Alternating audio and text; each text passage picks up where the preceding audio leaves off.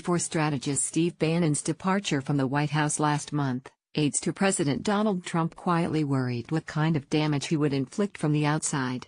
Some invoked President Lyndon Johnson, who infamously said he didn't fire his FBI chief J. Edgar Hoover because it's probably better to have him inside the tent pissing out. The coming fight over the Obama-era immigration program protecting nearly 800,000 undocumented immigrants brought to the country as children, often referred to as dreamers, will test that proposition. It's the latest battle pitting the president's conservative advisors against moderates in the White House and Congress, but the first in which Bannon is free to engage in open combat with fellow Republicans from the outside. Trump has waffled on the issue for months, but Attorney General Jeff Sessions is expected to announce on Tuesday a plan to end the Deferred Action for Child Arrivals, or DACA, program, but to give Congress 6 months to find a legislative solution. The president is buying himself time on a difficult matter and has complained privately to friends and associates that he has few good options.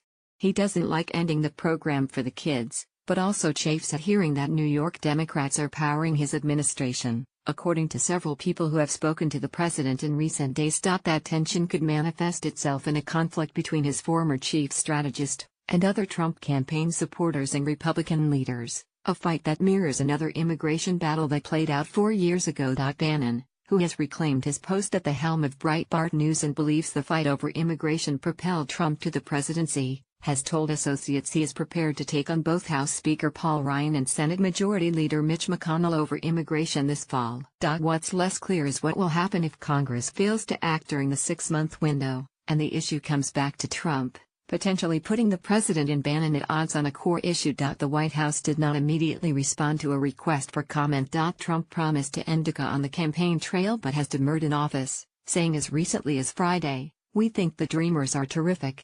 After months of seesawing, he remains reluctant to kill the program altogether, and people familiar with the president's thinking say they expect the administration's position, set to be formally announced by Sessions, to reflect that hesitancy by largely punting to lawmakers. In a senior White House aide said that if Republican lawmakers fail to agree on a plan, he didn't expect Trump to follow through on terminating DACA, a prospect that would test Bannon's commitment to support his former boss from the outside. Before Trump emerged as a political force in his own right, Bannon and Sessions worked to kill the 2013 Gang of Eight bill on immigration reform, a fight they believe set the stage for Trump's meteoric rise in 2016.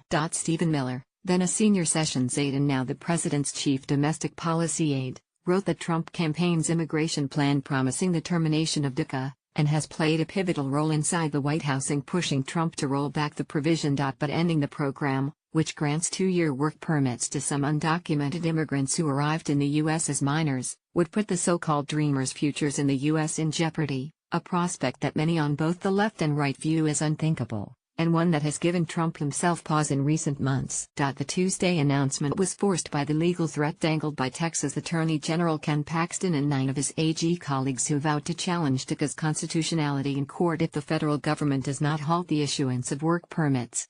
Tennessee's Attorney General, however, has since announced that he won't challenge the program in court. But it was the Council of Sessions, whom Trump was thrashing publicly just 6 weeks ago, that ultimately convinced the president he had to act. Both Sessions and Miller, who worked as a senior communications advisor to the former Alabama senator before joining the Trump campaign in January of 2016, had worked in tandem to persuade the president to upend DACA, framing the issue in terms he can relate to: victory versus defeat. They told Trump the administration was likely to lose if it defended DACA in court, and they suggested he'd look foolish if he did so, according to people familiar with the internal debate. "I would be shocked if the Justice Department has not told Trump, this executive order that we are litigating in Texas and that we have to stand up and take a position on is unconstitutional and we just don't see how we can conscientiously defend it, even if you decide that's what you want." "We've got a constitutional handcuff here," said a friend of Sessions. Jeff has been saying that back since he was a senator. Conservatives employed a similar strategy during the debate over the Paris climate deal.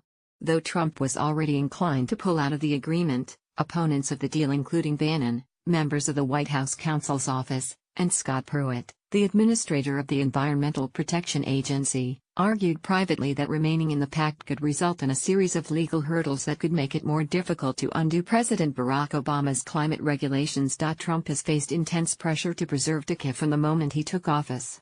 During a meeting at the White House soon after the election, Obama made a direct pitch to Trump to help the Dreamers, arguing he'd pay a heavy political price if they were rounded up and deported. That conversation appeared to resonate with Trump, and in public comments in the following months he repeatedly sympathized with the undocumented immigrants who benefited from DACA. News of Trump's plan to phase out DACA has raised the ire of some Republicans in Congress, including Ryan, who called on the president to give Congress a chance to come up with a legislative fix. The decision to delay DACA's death for 6 months is seen as an olive branch to members of Congress who want to hammer out a compromise. White House staff members worry that the DACA fight could further complicate an already thorny legislative calendar filled with government funding and debt ceiling deadlines, and they've privately raised doubts that Congress can reach agreement on the issue. In the House, senior Republicans still believe there's a possible deal to be struck with Democrats, codifying DACA in return for Trump's sought-after border wall.